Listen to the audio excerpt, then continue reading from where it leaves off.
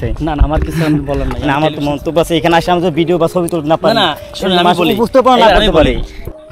রবীন্দ্রনাথ ঠাকুর মূলত মানে এই যে স্পটটা দেখতেছেন, এইখানে কিন্তু কি দোতলা টিনের ঘর ছিল তার শ্বশুর। মানে এইখানে আসার পরে আপনার মানে প্রথম যে বাধাটা আপনার সম্মুখীন হতে হবে সেটা হল যে এখানে আসার পরে ছবি তোলা বা ভিডিও করা এটা একদম নিষিদ্ধ। আমরা রওনা হলাম খুলনা শহর থেকে। খুলনা শহর থেকে রওনা দিয়ে ছুটে চলেছি ফুলতলা উপজেলার সেই দক্ষিণডিহি গ্রামে, যেখানে রয়েছে কবি রবীন্দ্রনাথের শ্বশুর বাড়ি। যেতে যেতে চোখে পড়ল মৎস্যচাষীদের মৎস্য খামার এবং এখানের অধিকাংশই মানুষ কৃষিকাজে জড়িত। আমরা সকলে জানি যশোর মানেই হলো মৎস্য চাষ বা কৃষিকাজে জড়িত একটি অঞ্চল। এই সব অপরূপ সৌন্দর্য দেখতে দেখতে আমরা চলে এলাম আমাদের মূল গন্তব্যে। দূর থেকে চোখে পড়ল সেই অপরূপ সৌন্দর্যের রবীন্দ্রনাথ কমপ্লেক্স।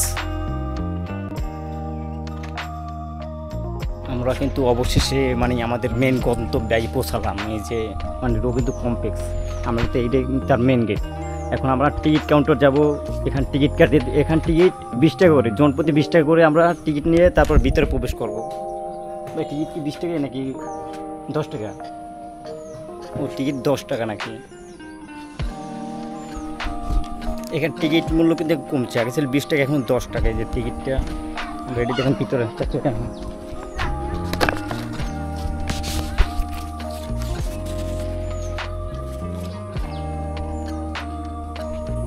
ভিতরে প্রবেশ করতে চোখে পড়বে সেই মায়ায় ঘেরা অপরূপ সৌন্দর্যের মেইন ফলক। আমাদের ভিতরে প্রবেশ করা মাত্রই আমাদের বলে দেওয়া হয় ভিডিও করা বা ছবি তোলা একদম নিষিদ্ধ। এ নিয়ে আপনাদের মাঝে বিস্তারিত সব কিছু জানাবো।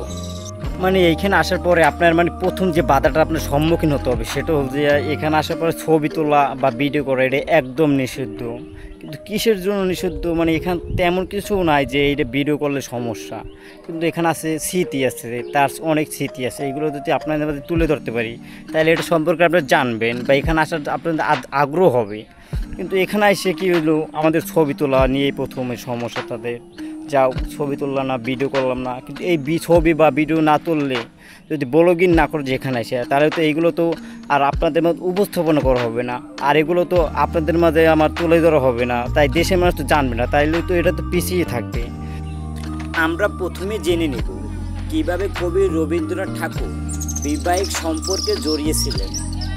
1882 সনে পুজোর ছুটিতে রবীন্দ্রনাথের বৌদি গেন্দানা নন্দিনী দেবীর সাথে পার্থিক পিঠা দেখার অজুহাতে যশোর নরেন্দ্রপুরে আসেন।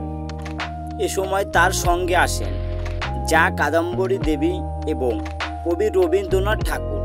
নন্দিনী দেবীর মূল উদ্দেশ্য ছিলেন রবীন্দ্রনাথকে আশেপাশের গ্রামের পিরামিডে গুপ্তের মেয়ে দেখিয়ে বিবাহ করা। এই সময় তারা দক্ষিণডিহি গ্রামে আসেন। বেনি মাধব রায় বাবুর মেয়ে ববদা রানীকে দেখে ফেলে কবি রবীন্দ্রনাথ ঠাকুরের পছন্দ হয়। পরের বছর 1883 সনে খুব ধুমধাম করে বিয়ে করেন কবি রবীন্দ্রনাথ ঠাকুর। বিয়ের পর রবীন্দ্রনাথ ঠাকুরের স্ত্রী ববদা রানীর নাম রাখা হয়। কবি রবীন্দ্রনাথ ঠাকুরের নিজ ইচ্ছাই তার নাম রাখা হয় মৃণালিনী দেবী।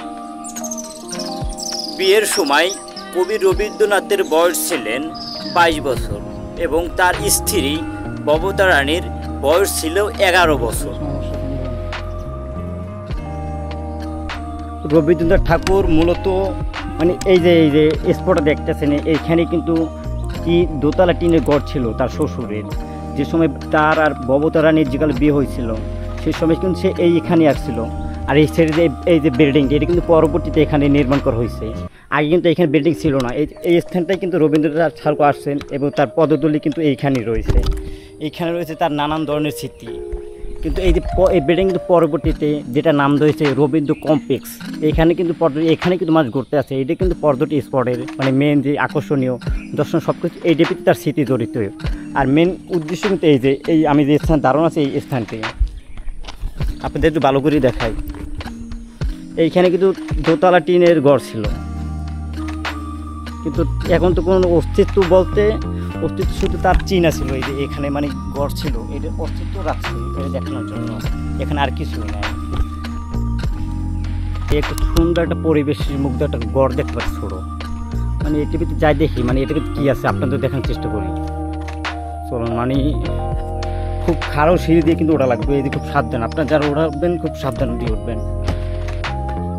বাট আপনার দেখানোর জন্য যে এত সুন্দর করে বানাইছে সেটা কী রাখতে পারে, গাছের উপরে, আম গাছের উপরে। আমার স্বাস্থ্যটা কিন্তু অবশ্যই কিন্তু দাঁড়ানো, এটার ভিতরে খুব পরিত্যক্ত, এবার কিছুই তো নাই, একটা গাছের মতো আছে, এই যে খুব খালি ফাঁকা একটা ঘর। রবীন্দ্রনাথ ঠাকুরের স্ত্রী মমতা রানী মাত্র 29 বছর বয়সে 1902 সনে মৃত্যুবরণ করেন এবং 1995 সনে বাড়িটি পুনরুদ্ধার করা হয় এবং জাতীয় ঐতিহ্যের নিদর্শন হিসেবে এটি রবীন্দ্র কমপ্লেক্স নামকরণ করা হয়। মানে মেন যে স্পটটা, যে মেন যে বিল্ডিংটা, মানে তার সামনে দিয়ে কিন্তু মানে ফুলের বাগান, তারপরে মানে সুন্দর সুন্দর দৃশ্য করা হয়েছে। মানুষ এখানে কিন্তু মানুষ শুধু দেখার জন্য না যে আসলো পাঠশালায় বই পড়লো এগুলো না, এখানে কিন্তু সুন্দর সুন্দর দৃশ্য আছে, যেমন ফুলের বাগান, যেমন দেখ কত সুন্দর একটা দৃশ্য, মানে খুব মুগ্ধকর পরিবেশ একটা। এই ভবনটি 1999 সালে 18 নভেম্বর এটি সরকারি স্বীকৃতি পায় এবং বর্তমানে মূল ভবনটি প্রত্যন্ত অধিদপ্তরের নিকট হস্তান্তর করা হয়। ভাইয়া, আপনি ডোনুর সমস্যায় পড়ছেন না, আমি ক্যামেরা নিয়ে দিতে সমস্যা হয়। ভাই আমি বলি, একটু কিছু বলেন এই সম্পর্কে, কিছু বলার আছে আপনার? না, কোনো মন্তব্য আছে? না না, আমার কিছু বলার নাই। না, আমার তো মন্তব্য আছে, এখানে আসে আমাদের ভিডিও বা ছবি তুলতে না পারি, না শুনুন আমি বলি, বুঝতে পারো না করতে পারি। এই জায়গার মানুষ একটা জিনিস বোঝে যে ক্যামেরা দিয়ে ভিডিও করলে অনুমোদন লাগবে, বাট মোবাইল দিয়ে যদি আপনি ভিডিও করেন তাহলে অনুমোদনের কোনো ব্যাপার নাই। মোবাইলের ক্যামেরা হচ্ছে নর্মাল, আর বড় ক্যামেরা মানে হচ্ছে লোকে বিশাল কোনো একটা বিষয়, কিন্তু এতটুকু বোধগম্য না যে মোবাইলের ক্যামেরা বর্তমানে অনেক বড় ক্যামেরার থেকে আপডেট। আর এখানে আসার পরে মানে 5 বার সম্মুখীন হলাম ভিডিও বা ছবি তোলা নিয়ে। এখানে ভিডিও করা একদম নিষিদ্ধ ছিল, তারপরও আমার যতটুকু সম্ভব আপনাদের মাঝে উপস্থাপনা করার চেষ্টা করেছি।